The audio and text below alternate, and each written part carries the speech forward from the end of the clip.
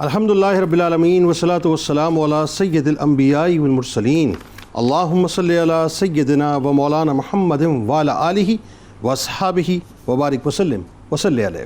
دنیا کے تمام دیکھنے والوں کو، تمام چاہنے والوں کو، تمام پیار کرنے والوں کو، اور جہاں جہاں تک اس وقت میری آواز کو سنا اور مجھے دیکھا جا رہا ہے، جنید اقبال کی جانب سے انتہائی محبت کے ساتھ السلام علیکم۔ ایک بار پھر ناظرین، آپ کو پر نور صبح نور کے ساتھ میں دل کی عطا گہرائیوں سے خوش آمدید کہتا ہوں، اور آئیے بلا توقف چلیں حضرت ابو انیس محمد برکت علی علیہ رحمہ کی تعلیف اسماء النبی الکریم صلی اللہ علیہ وآلہ وسلم سے رسول اللہ صلی اللہ علیہ وآلہ وسلم کا ایک اسم مبارک پڑھنے اور سننے کی سعادت حاصل کرتے ہیں۔ سیدنا الراحم صلی اللہ علیہ وآلہ وسلم، ہمارے سردار صلہ رحمی فرمانے والے، درود و سلام بھیجے اللہ صلی اللہ علیہ وآلہ وسلم پر، آپ صلی اللہ علیہ وآلہ وسلم کے آل پاک پر، اور صحابہ کرام رضوان اللہ تعالیٰ علیہم اجمعین پر۔ حضرت سعد رضی اللہ تعالیٰ عنہ نے حضور نبی کریم صلی اللہ علیہ وسلم سے عرض کیا کہ میری والدہ وفات پا چکی ہیں، ان کی طرف سے صدقہ کروں تو ان کو فائدہ پہنچے گا؟ تو آپ صلی اللہ علیہ وآلہ وسلم نے فرمایا کہ ہاں،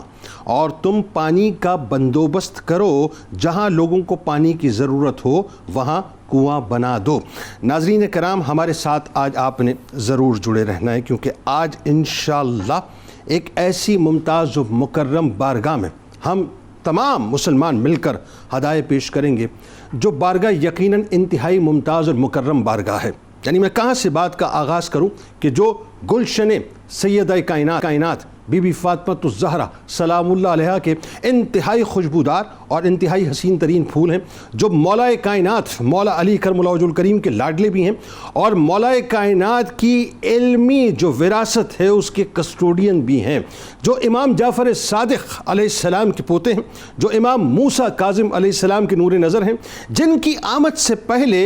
علمی مسند کے شہنشاہ حضرت امام جعفر صادق علیہ السلام نے ان کی آمد کی باقاعدہ ان کے بابا جان امام موسیٰ کاظم علیہ السلام کو بشارت عطا فرمائی، جن کی والدہ محترمہ، ناظرین بس وہی بات ہے کہ لوگ شاید اس بات کو سمجھ پائیں، بلکہ سمجھنا چاہیے صاحب کہ یہ لیگسی جو ہے وہ والدین سے چل رہی ہوتی ہے، یعنی جن کی امی جان کا انتخاب خود خواب میں سرکار مدینہ صلی اللہ علیہ وآلہ وسلم تشریف لا کر فرمائیں، اور جن کی امی جان خود یہ فرمائیں کہ جب وہ میرے پیٹ میں تھے تو مجھے ایسا محسوس ہوتا تھا خواب میں جیسے وہ تسبیح و تحلیل کیا کرتے ہیں۔ میں بات کر رہا ہوں ناظرین کسی اور کی نہیں بلکہ مشہد کے شہنشاہ، کہ جن کا مزار اقدس آج مشہد کے اندر بقائے نور بنا ہوا ہے، یعنی ان کی نورانی کرنیں یقیناً ہم تمام غلاموں کو، ہم تمام عشاقان رسول صلی اللہ علیہ وآلہ وسلم کو وہ چمک، وہ دمک دے رہی ہیں کہ جس چمک اور دمک میں ہم اپنے راستے کا تعین نہیں کرتے بلکہ آخرت کی منزل کو باقاعدہ تلاش کیا کرتے ہیں۔ سیدنا امام علی رضا علیہ السلام کا ذکر پاک ہے ناظرین۔ حضرت امام علی رضا علیہ السلام ناظرین 8ویں پھول ہیں امامت کے، اور ایسے خوبصورت پھول ہیں، ایسے حسین پھول ہیں کہ اللہ تبارک و تعالیٰ نے آپ کو بے تحاشا صلاحیتوں سے نوازا تھا۔ یعنی ایک تو وہ جو نسبی اور حسبی فضیلت ہے ناظرین، وہ تو اپنی جگہ موجود ہے، اور ظاہر ہے اس سے بڑا نسب کیا ہوگا صاحب، جو نسب سرکار مدینہ صلی اللہ علیہ وآلہ وسلم کے نسب پاک سے جڑے ہوئے ہوں۔ وہ نسب ایسا ہے ناظرین کہ دنیا جو ہے، پوری کائنات رہتی دنیا تک اس نسب پاک کو سر اٹھا کے دیکھتی رہے گی، اور اس نسب پاک کی بارگاہ میں اپنے سروں کو انتہائی عقیدت سے جھکاتی رہے گی۔ یعنی ایک طرف تو وہ نسبی فضیلت ہے، لیکن دوسری طرف عمل جو ہے، کردار جو ہے، وہ اوج کمال پہ نظر آتا ہے۔ یعنی آپ سوچئے وہ جو دور ہے ناظرین، وہ بنیادی طور پہ مختلف علمی بادشاہوں کا دور ہے۔ لوگ اپنی اپنی مسندیں بچھائے بیٹھے ہیں، اور اپنی اپنی مسندوں کو بچھانے کے بعد سرکار مدینہ صلی اللہ علیہ وآلہ وسلم کے علوم کا پرچار کر رہے ہیں، اس کی تبلیغ کر رہے ہیں۔ اور آپ کے ذہن میں رہے ناظرین، وہ دور خالصتاً امام مالک علیہ رحمہ کا دور ہے۔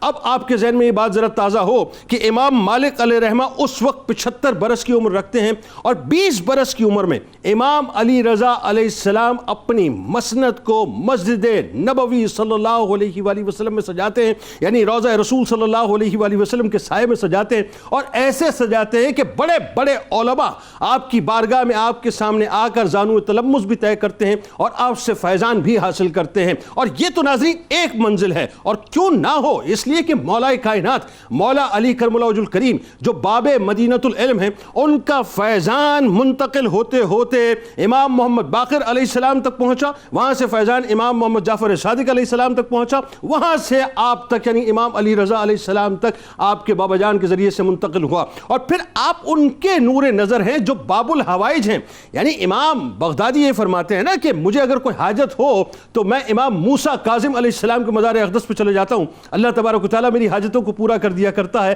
تو جو باب الحوائج کی اولاد ہوں، در مصطفیٰ صلی اللہ علیہ وآلہ وسلم کے صدقات کو بانٹنے والے ہوں، سوچئے ذرا ان کا عرفانی مقام اور مرتبہ کیا ہوگا۔ ایک ایسی ہستی کہ جن کا ذکر پاک ہی ہمارے لیے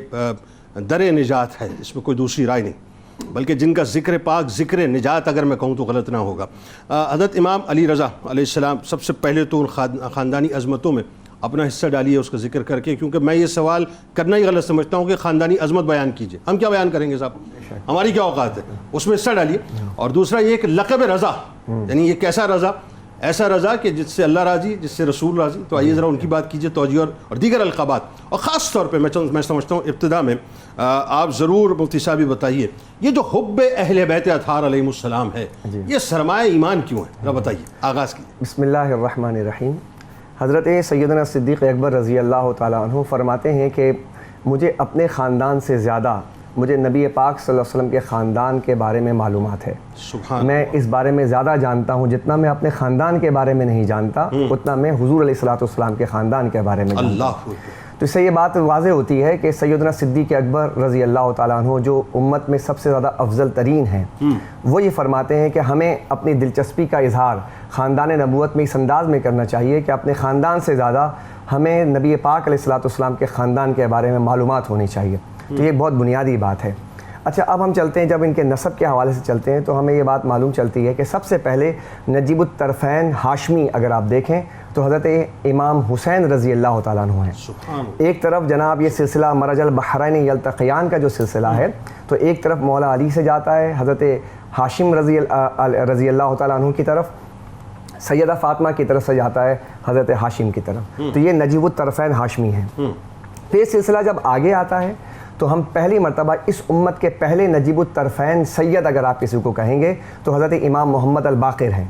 اب آپ دیکھیے محمد الباقر جو ہیں، یہاں پر ان کا سلسلہ نسب حضرت امام زین العابدین سے مولا علی کی طرف جاتا ہے، اور پھر ادھر سے امام حسن کی طرف سے یہ سلسلہ نسب جو ہے مولا علی کی طرف سیدہ فاطمہ کی طرف جاتا ہے۔ تو یہ پہلے نجیب الطرفین سید ہیں امت کے۔ تو اب محمد الباقر، نام محمد تھا اور الباقر کیوں رکھا گیا؟ سلسلہ آپ جو فرما رہے تھے کہ خاندانی عظمت کی بات، تو یہ خاندانی عظمت آپ دیکھیں، محمد الباقر رضی اللہ تعالیٰ عنہ کے حوالے سے حضور نبی کریم علیہ الصلوۃ والسلام نے حضرت جابر رضی اللہ تعالیٰ عنہ سے فرمایا کہ ایک میرا بیٹا پیدا ہوگا، اس کا نام محمد ہوگا، تم جب اس سے ملاقات کرنا میرا سلام پیش کرنا۔ اللہ اکبر! اندازہ لگائیں کہ اس خاندان کی عظمت کا کیا عالم ہے۔ باقر العلوم اور عالم آل محمد صلی اللہ علیہ وسلم جو ہے پہلا ٹائٹل آپ کو ملا، آپ ہی کو ملا۔ اور باقر کہتے ہی اسے ہیں، بقرہ یبقرو جو ہے، جیسے سورہ بقرہ ہے تو بقرہ یبقرو، جو بقرہ ہے نا، جو گائے ہے، تو گائے وہ بیل جو ہے وہ ہل جوتنے کا کام کرتی ہے، وہ زمین کو کھودنے کے بعد اس کے اندر سے معدنیات، اس سے چیزیں نکالتی ہے۔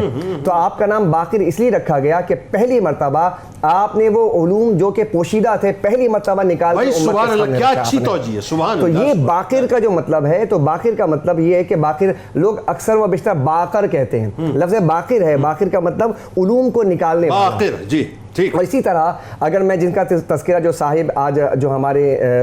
ممدوح ہیں ان کا جو ذکر ہو رہا ہے، ان کے بارے میں علامہ یوسف نبہانی رحمۃ اللہ علیہ فرماتے ہیں کہ یہ علم کی کان ہیں امام علی رضا کے بارے میں۔ انشاءاللہ آگے ذکر ہوگا تو انشاءاللہ اس کا ذکر کریں گے۔ ہم ذکر کریں امام علی رضا رضی اللہ تعالیٰ عنہ کے حوالے سے۔ امام علی رضا رضی اللہ تعالیٰ عنہ 148 ہجری میں تشریف لائے اس دنیا میں۔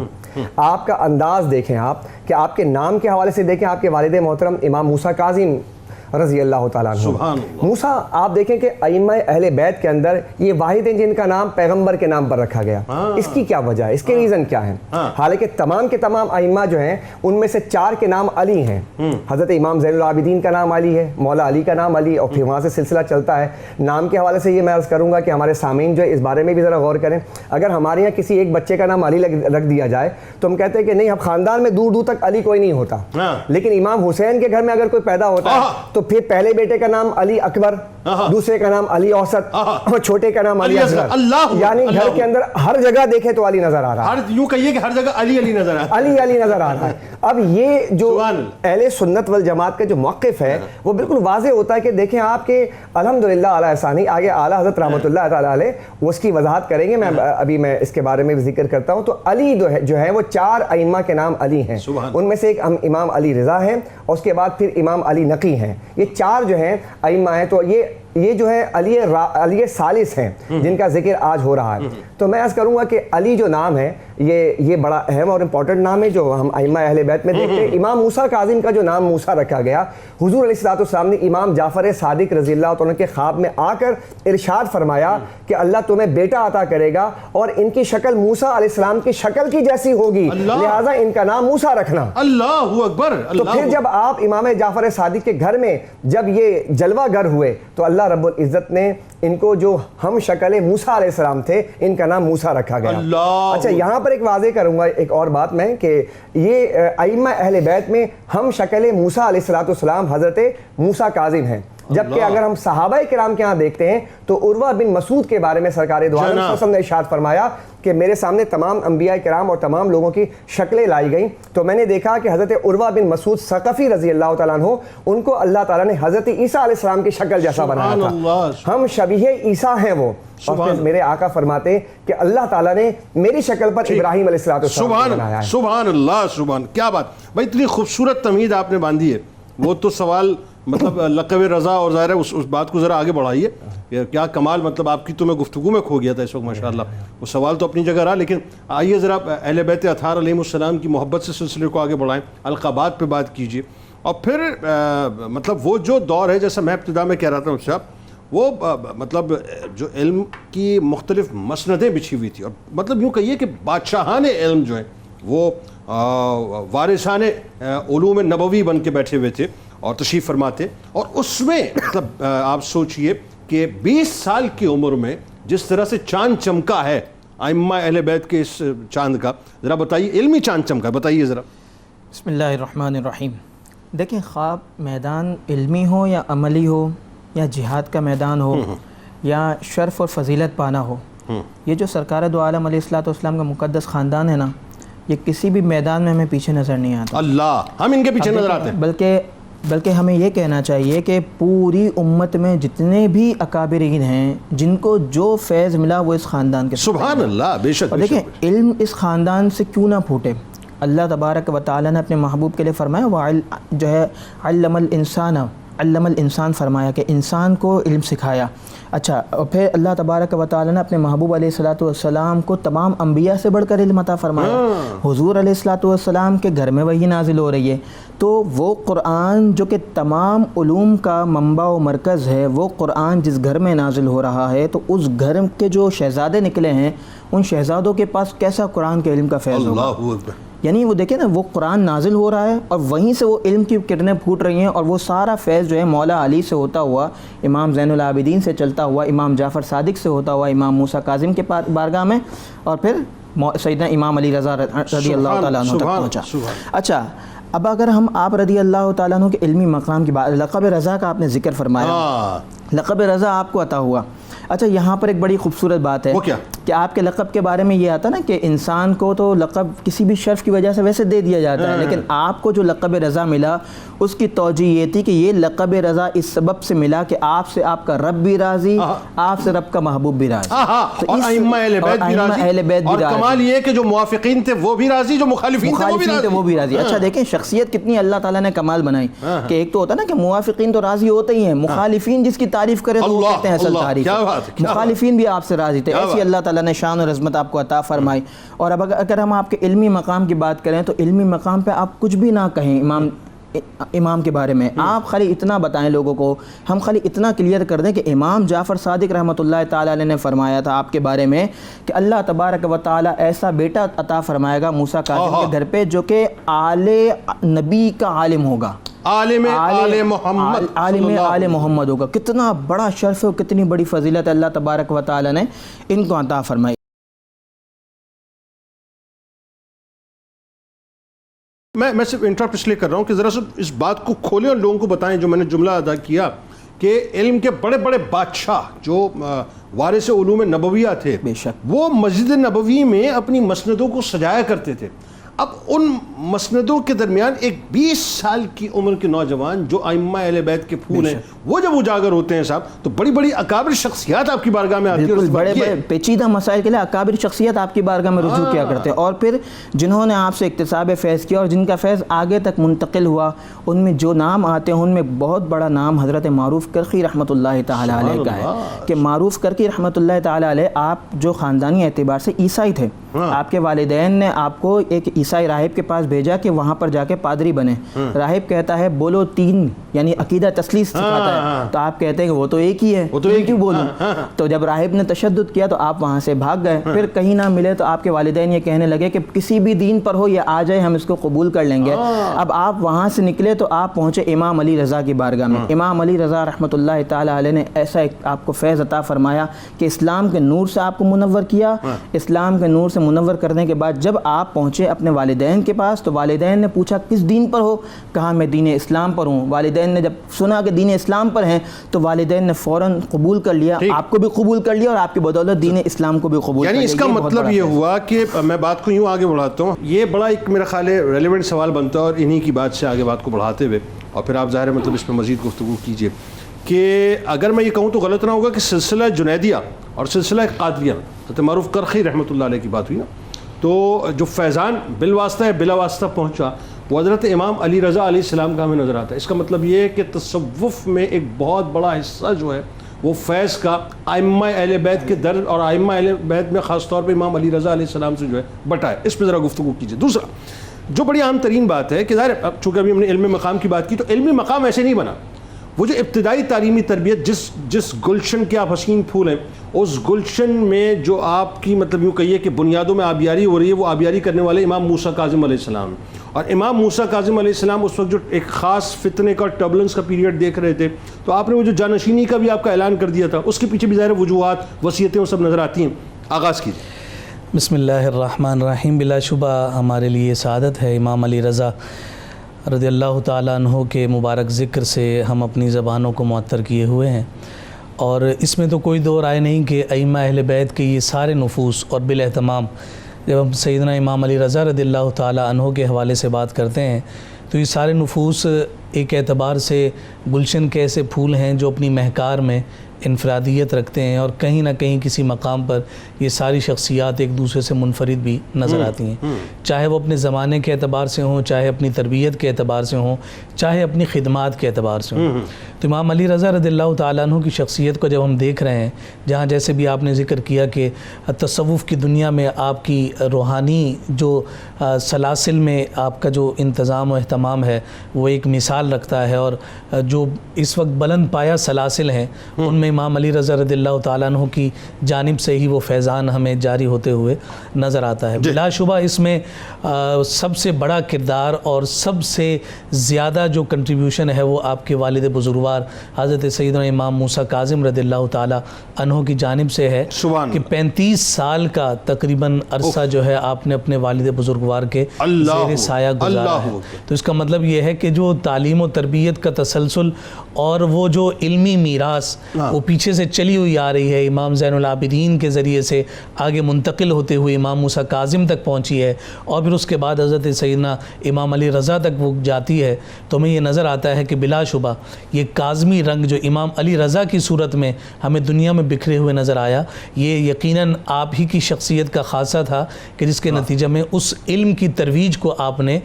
یوں سمجھے کہ مقدم رکھتے ہوئے ہر مقام پر آپ نے اس چیز کا اہتمام فرمایا. بلکہ آپ دیکھیے کہ وہ اس میں باقری رنگ بھی نظر آتا ہے, اس میں جعفری رنگ بھی نظر آتا ہے, اس میں کاظمی رنگ بھی نظر آتا ہے. جی بالکل, تینوں ہی رنگ ایک جگہ اپنے اجداد کی علمی وراثت کو بھی، ان کی روحانی وراثت کو بھی، اور ساتھ ساتھ ان کی سیاسی وراثت کو بھی آپ نے آگے جس خوش اسلوبی کے ساتھ منتقل فرمایا، یہ امام علی رضا رضی اللہ تعالیٰ عنہ کی انفرادیات میں سے ہمیں نظر آتا ہے۔ اب آپ یہ دیکھیے کہ امام موسیٰ کاظم رضی اللہ تعالیٰ عنہ کی شخصیت کو جب ہم دیکھتے ہیں تو آپ ایک جہاں دیدہ شخصیت ہمیں نظر آتی ہیں۔ مستقبل کے حوالے سے آپ کی جتنی بھی پرسیپشنز ہوا کرتی ہیں یا جتنے بھی آپ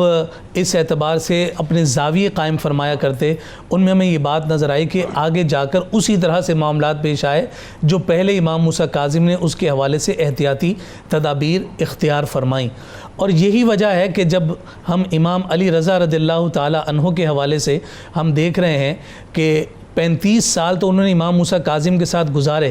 لیکن یہ جو جانشینی کا تسلسل آگے منتقل ہوا امام علی رضا میں، یہ کیفیت ہمیں کسی اور امام کی جانشینی میں نظر نہیں آئی۔ یہ امام موسیٰ کاظم نے ہی اپنے شہزادے امام سیدنا علی رضا کے لیے اہتمام فرمایا، اور اس کے پیچھے بھی امام موسیٰ کاظم کی وہ یوں سمجھیے کہ دور اندیشی کی وہ فراست ہے، آپ کی دور اندیشی ہے کہ جس کے نتیجہ میں یہ بات ہمیں سامنے نظر آئی کہ آپ نے اپنے ظاہری وصال سے قبل ہی جب سیاسی میدان میں حالات کو بھانپ لیا اور جان لیا کہ اب کیفیات ایسی ہو گئی ہیں کہ اہل بیت کا نام لینا مشکل ہو گیا۔ حالت یہ ہو گئی ہے کہ لوگ اہل بیت سے اپنی محبت اور عقیدت کے اظہار سے ڈرنے لگے ہیں، خوف کھانے لگے ہیں کہ کہیں سیاسی طور پر ان پر پریشر نہ پڑ جائے۔ اور یہ تاریخ ہے، یہ اسلامی تاریخ ہے بالکل۔ اور پھر اس کیفیت میں امام موسیٰ کاظم کا یہ اسٹیپ لینا کہ آپ اپنی زندگی کے آخری ایام کی کیفیت کو بھی دیکھ رہے ہیں کہ کتنا مشکل وقت ہو جائے گا کہ مجھے قید و بند میں بھی جانا پڑے گا، اور ان قید و بند کی صعوبتوں سے پہلے ہی آپ نے اس امت پر احسان فرمایا کہ آپ نے اس امت کو ویسے نہیں چھوڑا بلکہ امام سیدنا علی رضا کو جانشینی عطا فرما کر گویا کہ ان کے ہاتھ میں اس امت کی وہ باغ دوڑ عطا فرما دی کہ اب روحانی طور پر، علمی طور پر ان کی رہنمائی اور ان کے رشد و ہدایت کے لیے آپ کو ہی یہ منصب عطا کیا جا رہا ہے۔ اور اس کے لیے امام موسیٰ کاظم نے مدینہ المنورہ کے وہ 17 سادات کو جمع فرما کر پھر تحریر نامہ جمع کروانا اور پھر مزید 60 افراد کے سامنے اپنے اس عمل کو گواہ بنانا، اور اس گواہی کے ساتھ امام علی رضا کی جانشینی کو مہر تصدیق ثبت کے ساتھ قائم کرنا کہ کہیں ایسا نہ ہو کہ میں قید و بند ہی کیوں نہیں کیفیات میں رب ذوالجلال کی بارگاہ میں حاضر ہو جاؤں اور اس جانشینی کو کوئی قبول نہ کرے۔ لیکن امام علی رضا رضی اللہ تعالی عنہ نے جہاں اپنی تربیت، جہاں اپنے علم، جہاں اپنے تقوی اور ورع کی کیفیات کے ساتھ اپنے والد بزرگوار کے اس تسلسل کو آگے بڑھایا، یہ آپ ہی کا خاصہ تھا، اور پھر دنیا نے دیکھا بلا شبہ تربیت اپنا رنگ رکھتی ہے۔ امام علی رضا رضی اللہ تعالیٰ عنہ نے اپنی اس تربیت کے خوبصورت مظاہر کے ساتھ اپنے اجداد کے اس تسلسل ترویج دین کو قائم رکھتے ہوئے سیاسی میدان میں بھی اپنا لوہا منوا کر اس بات کا اعلان فرمایا کہ ہم ہی ہیں کہ جو دلوں پر بھی حکمرانی کرتے ہیں، جو دنیا پر بھی حکمرانی کرتے ہیں۔ کیا خوبصورت تمہید، آپ نے خوبصورت گفتگو فرمائی۔ علامہ اکرام صاحب سلامت رہیے۔ ناظرین ہمارے ساتھ آپ جڑے رہیے۔ بات یہ ہے کہ احسان تو صرف اگر ہے نا تو مصطفیٰ کریم صلی اللہ علیہ وآلہ وسلم کا ہے، اور ہماری گردنیں ان کی بارگاہ میں ہمیشہ اس تصور سے جھکی رہیں کہ آپ ہی کا ہم پر احسان ہے اور ہم آپ کے احسان مند ہیں اور ہم آپ کے احسانوں کا بدلہ نہیں چکا سکتے۔ آپ یقین مانیے اس سے بڑھ کے سعادت کچھ اور نہیں ہے، کیونکہ آپ کا نہیں، آپ کی پوری آل کو اٹھا لیجئے نا آپ۔ اور پھر اگین وہی بات، جب امام مہدی علیہ السلام کا ظہور ہوگا اس وقت بھی دیکھ لیجئے سوائے احسان کے اور کچھ نہیں ہے۔ ابتدا میں بھی احسان ہے، آج بھی احسان ہے، انتہا میں بھی احسان ہوگا، اور اس وقت بھی احسان ہوگا کہ جس وقت سورج سوا نیزے پر ہوگا۔ درود پاک سرکار کی بارگاہ میں، ان کی آل کی بارگاہ میں پیش کیجئے۔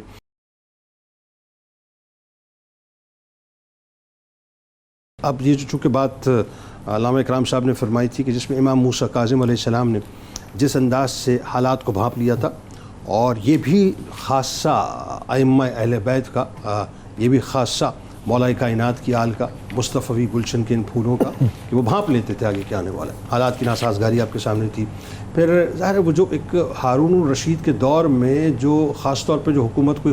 سڈن خوف تھا ائمہ اہل بیت سے، وہ بھی سامنے آ چکا تھا۔ اچھا، اسی تسلسل میں ظاہر ہے پھر آگے جا کے جب امام موسیٰ کاظم علیہ السلام کی جب شہادت ہو جاتی ہے، ایک سرٹن ٹائم پہ آپ کو جو ہے پھر وہ نشاپور بلایا جاتا ہے، تو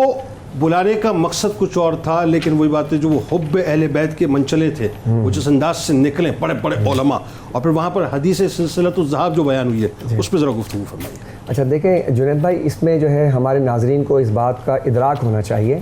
کہ ہم تاریخ کو پڑھیں تو ہمیں یہ بات ہم پر واضح ہوگی کہ تاریخ ہمیں بتاتی ہے کہ ائمہ اہل بیت کا جو مقام و مرتبہ ہے وہ ہے کیا، ان کے تذکرے ہم کیوں نہ کریں،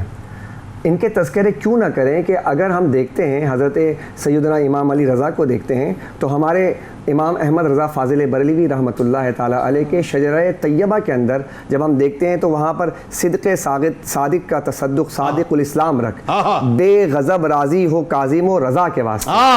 سبحان اللہ، وہاں ان کا تذکرہ ملتا ہے۔ ہم ان کا تذکرہ کیوں نہ امام موسیٰ کاظم کا بھی ذکر ہے، امام علی رضا کا بھی ذکر ہے، یہ ذکر ہے آلریڈی، ہم دیکھتے ہیں کہ شجرہ طیبہ میں ذکر ہے، روزانہ پڑھتے ہیں، ان کے مریدین روزانہ پڑھتے ہیں، تو ہم ان کا تذکرہ کیوں نہ کریں؟ جب ہم بعض لوگ ایسے ہیں کہ جو ائمہ اہل بیت کا تذکرہ کرتے ہوئے تھوڑا کیفیت ان کی بدل جاتی ہے کہ ہم کہیں دوسری طرف تو نہیں چلے جائیں گے، تو میں یہ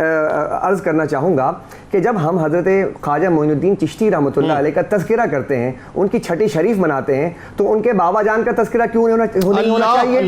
حضرت معین الدین چشتی رحمۃ اللہ کاظمی سید ہیں، آپ جب عثمان مروندی رحمۃ اللہ علیہ کا تذکرہ کرتے ہیں تو پھر حضرت امام جعفر صادق کا تذکرہ کیوں نہیں ہونا چاہیے؟ پھر جب آپ دیکھیں کہ حضرت نے ابھی فرمایا کہ معروف کرخی رضی اللہ تعالیٰ کا ذکر کیا گیا، تو معروف کرخی کون ہیں؟ 14 سلاسل کے امام ہیں آپ،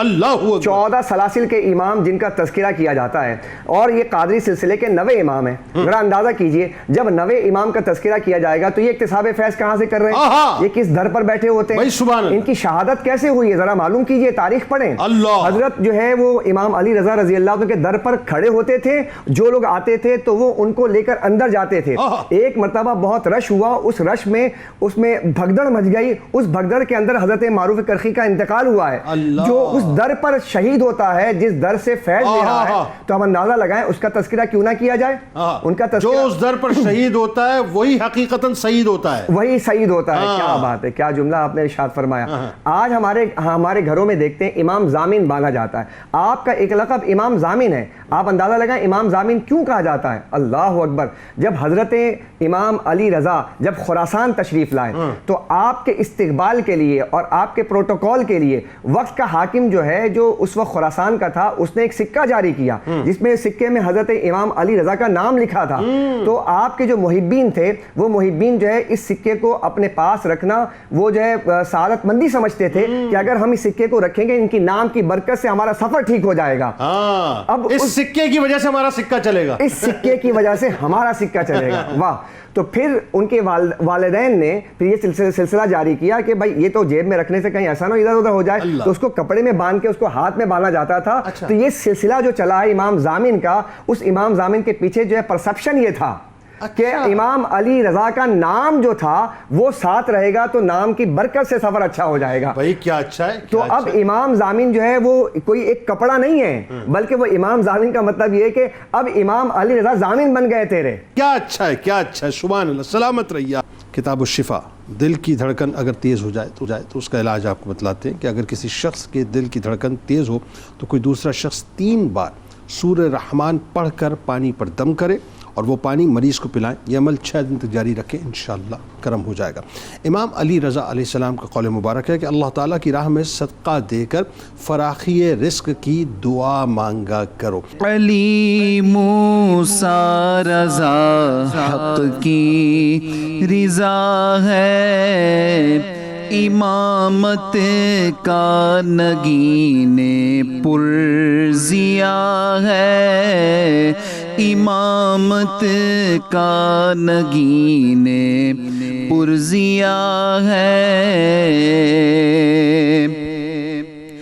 گلے رانا علی کے بوستاں کا، گلے رانا علی کے بوستاں کا، دل مومن اسی کا مبتلا ہے، دل مومن اسی کا مبتلا ہے۔ اور بڑا شیریں سخن ہے نرم خو ہے، بڑا شیریں سخن ہے نرم خو ہے، جہاں سنتا ہے جب یہ بولتا ہے، جہاں سنتا ہے جب یہ بولتا ہے، اور سخاوت اب بھی جاری ہے رضا کی، سخاوت اب بھی جاری ہے رضا کی، صدا مشہد میں در اس کا کھلا ہے، صدا مشہد میں در اس کا کھلا ہے، اور قضا و قدر سے واقف ہے ساجد، قضا و قدر سے واقف ہے ساجد، یہ نور باطنی سے دیکھتا ہے، یہ نور باطنی سے دیکھتا ہے، علی موسیٰ رضا حق کی رضا ہے، امامت کا نگین پرزیاں ہے۔